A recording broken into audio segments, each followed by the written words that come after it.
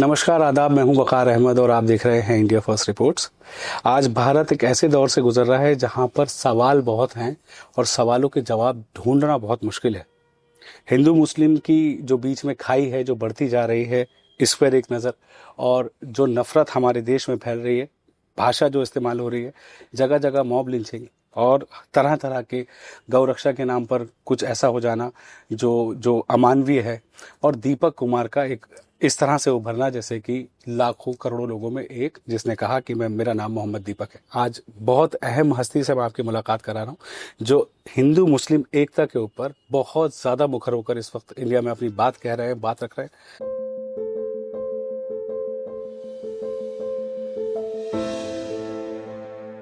आप पूर्व lieutenant governor Delhi के रहे, सीनियर रिटायर्ड आईएएस ऑफिसर हैं और क्या मैं आपको कहूं, आप उनको बहुत अच्छी तरह जानते हैं। अब मैं आपकी बात उनसे कराने वाला हूं। इन सारे सवालों के जवाब मैं कोशिश करूंगा मुझे मिले और आप इस कॉन्वर्जेशन से शायद कुछ सीख सकें, समझ सकें कि हमें ज़िंदगी में जीना कैसे है और नफ़रत को कम कैसे करना है।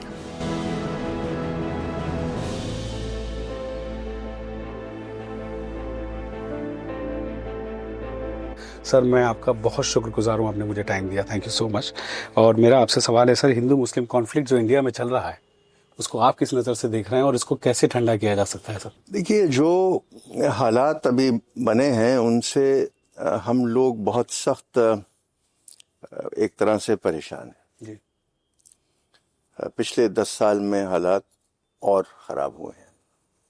ऐसा नहीं है कि हिंदू मुस्लिम इख्तलाफ हमेशा नहीं था, ये तो 100, 200, 150 साल से चल रहा है, हमने देखा है। और इसका नतीजा ये भी हुआ है कि हिंदुस्तान की तकसीम हुई है। जी जी। लेकिन जो जो गर्मी आती है इख्तलाफ में, वो गर्मी आती भी है और उसमें ठंडाई भी हो जाती है, जिसको अंग्रेजी में कहते हैं राइज एंड ट्रफ। अब अनफॉर्चुनेटली ये राइज जो है वो राइज की तरफ बढ़ रहा है, जिसकी चिंता सरकार को भी होनी चाहिए, समाज को भी होनी चाहिए, आपको मुझको भी होनी चाहिए। और मैं समझता हूँ कि सबको मिल के लोगों को बताना होगा कि अगर इससे हम नहीं जूझे, इससे अगर हम नहीं लड़े तो फिर हिंदुस्तान का नुकसान होगा। जी। एक बात आप और समझें और आपके व्यूअर्स को देखना चाहिए कि हिंदुस्तान में 80% आबादी हिंदू आबादी है। जी। और हिंदुस्तान मेरे मत में सेकुलर इसीलिए है कि एक विशाल वर्ग हिंदुओं का सेकुलर है आज भी। तो एक छोटा सा वर्ग जो 16, 17, 20% है, उसकी वजह से हिंदुस्तान परेशान हो और वो हम सब बर्दाश्त करें, ये हमारी एक कमज़ोरी है। ये सरकार की भी कमज़ोरी है और ये समाज की भी कमज़ोरी है। और इससे जूझना और इससे लड़ना अब हम सब के लिए बिल्कुल ज़रूरी हो गया है। उसके लिए हम कानूनी कार्रवाई करें। मेरे समझता है कॉन्स्टिट्यूशन के हिसाब से कानूनी कार्रवाई एक रास्ता है हमारे लिए।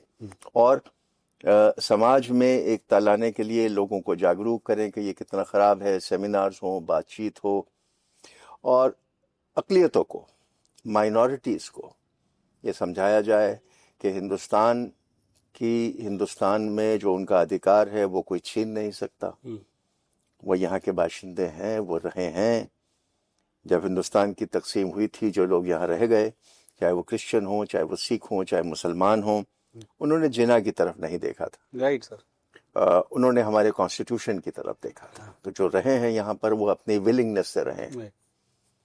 एक और इसमें पहलू है जिसको लोग नज़रअंदाज करते हैं कि घृणा तो अपनी जगह एक जगह रखती है, लेकिन घृणा का एक और कारण भी होता है और वो ये है कि जब इकोनॉमी हमारी उतनी बड़ी ना हो, जब नौकरी ना हो और दूसरा आदमी नौकरी ले सकता है आपकी जगह, तो उससे भी एक अग्रेशन पैदा होता है। तो ये बड़ा ज़रूरी है कि हिंदुस्तान की तरक्की इकोनॉमिक दृष्टि में जल्द से जल्द हो। वो जिम्मेदारी सरकार की है। जी सर, जिस तरह से सर आप सुन रहे हैं, आप भी देख रहे हैं और आपका तजर्बा रहा है गवर्नमेंट में, आपने बहुत जिम्मेदारी निभाई है।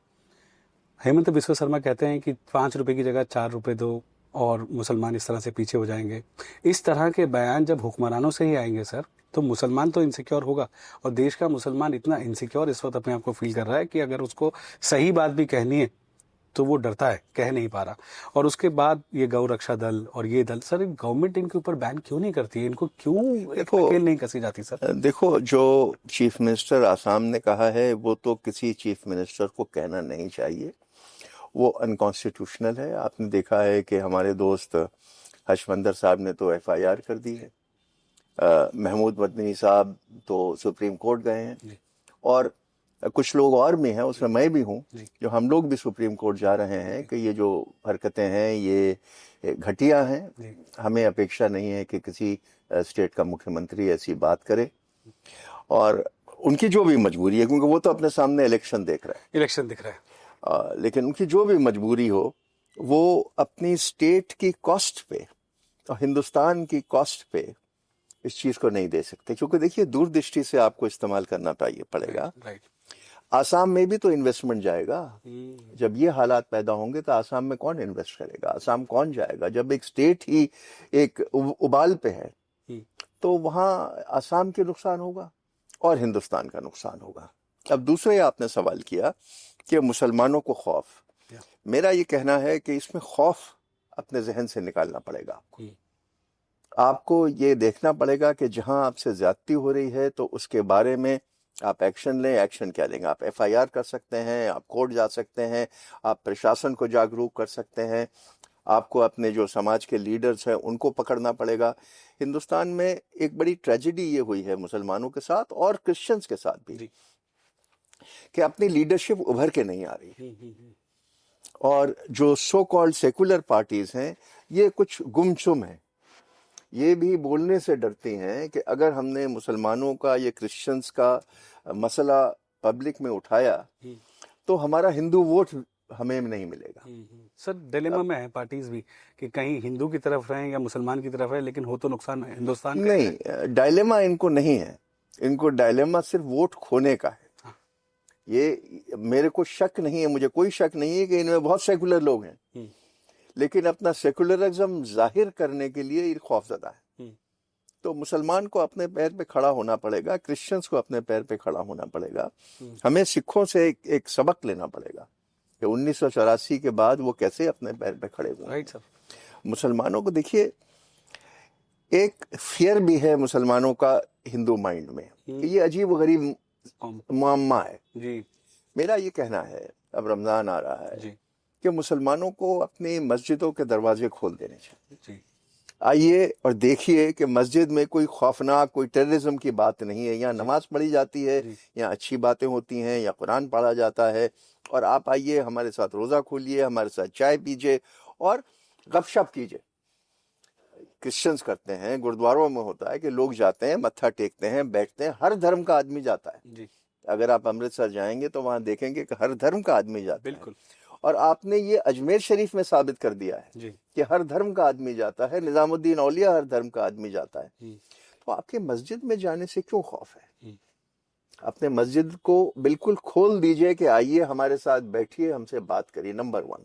नंबर 2, अपने मदारिस को सुधारिए। बहुत मदारिस ऐसे हैं जो अब अंग्रेजी वगैरह पढ़ा रहे हैं, लेकिन अधिकांश ऐसे हैं जो मॉडर्नाइजेशन से डर रहे हैं। मदारिस का इतिहास हिंदुस्तान में बहुत ही उम्दा है। पता नहीं आप लोग के लोगों को कितना मालूम है कि नहीं मालूम। डॉक्टर राजेंद्र प्रसाद मदरसे से पढ़े हुए हैं, राजा राम मोहन रॉय मदरसे से पढ़े हुए हैं, प्रेमचंद मदरसे से पढ़े हुए हैं। कमाल। अब ये मदरसों को आपने खत्म कर दिया। अलीगढ़ यूनिवर्सिटी जब शुरू हुई थी तो पहले मेरे दादा जो बाद में बैरिस्टर बने वो मदरसे में पढ़े थे। तो ये सब चीज़ें हमें याद रख के मदरसे में मॉडर्न एजुकेशन लानी पड़ेगी, जहाँ आपको अंग्रेजी पढ़ानी पड़ेगी, जहाँ आपको फिजिक्स पढ़ानी पड़ेगी, जहाँ आपको केमिस्ट्री पढ़ानी पड़ेगी, जहाँ आपको बायोलॉजी पढ़ानी पड़ेगी, ताकि हमारे बच्चे जो निकले मदरसे पढ़ के, अभी बच्चा निकलता है तो सिर्फ इमामत के लायक है, और क्या करेगा वो जी। और जब निकलता है तो वो देखता है कि अगर इमाम नहीं बन सकता तो मेरे वालिद बढ़ाइए, मैं बढ़ाई बन जाऊं। मेरे वालिद जो हैं वो पेंटर का काम करते हैं तो मैं पेंटिंग कर लूं। हाथ का कारीगर आपका बेस्ट हिंदुस्तान का आज मुसलमान है जी। आप दिल्ली में कहीं भी किसी कॉलोनी में जाके एक कॉन्ट्रैक्ट देखिए तो कॉन्ट्रैक्टर जो है वो तो गैर मुस्लिम है जी। लेकिन जो वहाँ प्लम्बर है, जो वहाँ पर इलेक्ट्रिशियन है, जो वहाँ पर कारपेंटर है, वो सब मुसलमान है। Right sir. तो ये जो इनके जनरेशन अब निकलेगा, वो पढ़ के आपको, उनको बीए कराना है, उनको एमए कराना है, तब तो कौम की तरक्की होती है। तो ये कह देना आज जी। कि हम खौफजदा हो गए हैं और खौफजदा हो के हम फिर अपने गलियों में बैठ जाएंगे, क्योंकि जब आपका खौफ आपके दिल से निकल गया तो आपकी बहनों ने शाहीन बाग करके दिखा दिया राइट। कि आप सीए हिंदुस्तान में नहीं ला सकते। ये जब आपका खौफ निकलता है, तो इसलिए हम लोगों को खौफजदा होने की जरूरत नहीं है। हमको अपनी बात रखने के लिए अक्षम होना पड़ेगा, सक्षम होना पड़ेगा कि हम अपनी बात साफ तौर पे रख सकते हैं, निडर होकर रख सकते हैं। मैं कोई आपसे गलत बात नहीं कह रहा हूँ, लेकिन मैं हकूक की बात कर रहा हूँ। बिल्कुल सर, मेरा सवाल आपसे ये है कि जैसे आप देख रहे हैं कि हमारी मस्जिदों के जो इमाम हैं, वहाँ से भी कई बार ऐसे बयान नहीं आते हैं जिससे एक थोड़ा अमन फैले या एक कॉन्फिडेंस बढ़े मुस्लिम्स का, जो जब मस्जिदों की तरफ देखते हैं और वहाँ से भी कोई कॉन्फिडेंस की बात नहीं आती। और आप एक इतने सीनियर आईएएस ऑफिसर, आप दिल्ली में आपने इतनी सदारत की, लेफ्टिनेंट गवर्नर रहे सर, आज आप पोस्ट छोड़ने के बाद जिस तरह से आगे आए, बाकी लोग, जैसे मैं अगर रेफरेंस दूँ शाही इमाम साहब का या किसी भी बड़े अहदेदार का जो मुसलमानों की रहनुमाई करता है सर, वो लोग क्यों नहीं बोल रहे हैं कि मुस्लिम्स को किस तरह से अपने आप को सेफ रखना चाहिए, एजुकेशन पे फोकस करना चाहिए, मदरसों की और मस्जिदों के पेपर्स को अपने रेडी रखो, कभी कोई केस हो जाए। सर आज आप बोल रहे हैं, आपको नहीं लगता कि इन लोगों को भी थोड़ा सा? नहीं, बिल्कुल बोलना चाहिए। मुझे तो समझ में नहीं आता, लेकिन जो अधिकांश इमाम है, देखिए जी, आप शाही इमाम को छोड़ दीजिए जी, अधिकांश इमाम जो हमारे हैं जी, वो बहुत ही गरीब तबके से आए हैं। जी, तो उनका सोचने का मादा भी लिमिटेड है। जी, आप अगर खुतबा सुनेंगे नमाज के बाद, जी, तो उसका सोचने का दायरा वो आपको बताता है कि कितना लिमिटेड है। राइट। और इमाम जो है वो खौफजदा इसलिए है कि अगर वो ज्यादा बोलेगा तो उसकी मस्जिद पे आज हमला हो सकता है, और उसको हेल्प करने के लिए लोग बहुत कम हैं, जी, तो इसलिए भी वो खौफजदा है। लेकिन जिम्मेदारी मेरे जैसे लोगों की ज्यादा है। आप इमाम की बात मत करिए, जी, आप बात करिए वकीलों की, आप जी, बात करिए जो पढ़ रहे हैं स्टूडेंट्स की, आप बात करिए लेक्चरर्स की और प्रोफेसर्स की और इंजीनियर्स की, जो आसूदा हैं, जो वेल ऑफ हैं, जिनको कोई खौफ नहीं है, उनको आगे आना पड़ेगा। Right sir. सर जैसे महमूद मदनी साहब ने एक बार परवेज मुशर्रफ से कहा था कि आप हिंदुस्तान में पाकिस्तान की पॉलिटिक्स मत चलाइए, वो बहुत कॉन्फिडेंट थे कि हिंदुस्तान के मुसलमान को आपकी हिमायत की ज़रूरत नहीं है, अपनी बात मुसलमान रखना जानता है। वो दौर और आज के दौर में सर बहुत बड़ा बदलाव है, क्या कहेंगे इसके ऊपर? अब मदनी साहब भी हिंदुस्तान के मुसलमानों को सेव करने के लिए बयान दे रहे हैं, आप भी आ गए हैं और लोग भी, तो ऐसी सिचुएशन आई क्यों सर? क्या इसका ये बीज तो क्या जाहिर है भैया, ये तो जाहिर है कि सिचुएशन 10 साल में बिगड़ी है। आई क्या? जी, जब सरकार आपका साथ नहीं देती है तो सिचुएशन तो आ गई, लेकिन अब तो आपको हिम्मत जुटानी पड़ेगी ना। ये सिचुएशन क्यों आई, ये तो सवाल नहीं उठता है, ये तो हम देख रहे हैं क्यों आई है। लेकिन अब आगे क्या करना है, इसमें सवाल उठता है कि आपको आगे आके अपने को डिफेंड करना है, अपने आपके वकीलों को तैयार करना पड़ेगा कि जिसके खिलाफ ज्यादती हो वो वकील आपके सामने जा सकें, और जिला प्रशासन से बात करनी पड़ेगी। देखिए, अगर आप आज गुड़गांव जाएं जी सर, तो आपको पता चलेगा कि जिला प्रशासन किस हद तक आपकी मदद करने के लिए भी तैयार है।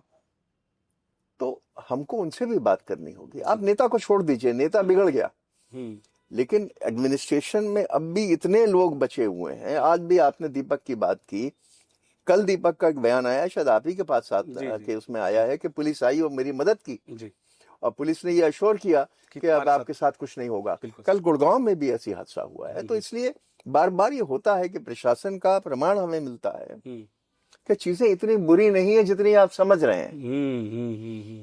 Right sir. सर दीपक ने जो ये एक्शन लिया, उसके बाद राहुल गांधी जी का ट्वीट आना, दीपक अब इनसिक्योर महसूस कर रहा है। जो इंडिया ब्लॉक है वहां तक अभी नहीं पहुंचा है, बस फोन पे बात कर ली या ट्वीट कर दिया। दीपक के बारे में आप क्या कहेंगे, उसके इस एक्शन के बारे में आप क्या कहेंगे? नहीं, दीपक तो एक एग्जाम्पल बन गया है पूरे हिंदुस्तान के लिए। और जब एक दीपक खड़ा होता है तो 100 दीपक खड़े होते हैं, और ये आप देखेंगे, क्योंकि दीपक के साथ तो कोई एक रावत लड़के का भी नाम आया है, विजय रावत। और अब हर जगह ये होगा, क्योंकि मैं बार बार आपसे ये कह रहा हूं कि 80% हिंदू जो हैं उनमें से केवल 16-17% इनके साथ लगे हुए हैं इस हरकतों में। बाकी तो 60% हमारे साथ हैं, जो हिंदुस्तान में हिंदुस्तान की बहबूदी के लिए, हिंदुस्तान के सेकुलरिज्म के लिए लड़ रहे हैं। भले वो ज्यादा जोर से बोलते ना हो, हर इंसान की मजबूरी है। देखिए, आदमी अपने पेशे को देखता है, अपनी दुकान चलाता है, अपनी नौकरी के लिए जाता है, वो बोलने का टाइम नहीं है। लेकिन अब वो वक्त आ रहा है कि लोग बोलना शुरू कर रहे हैं। हम सबको बोलना पड़ेगा, खुल के बोलना पड़ेगा, इसके खिलाफ बोलना पड़ेगा जी।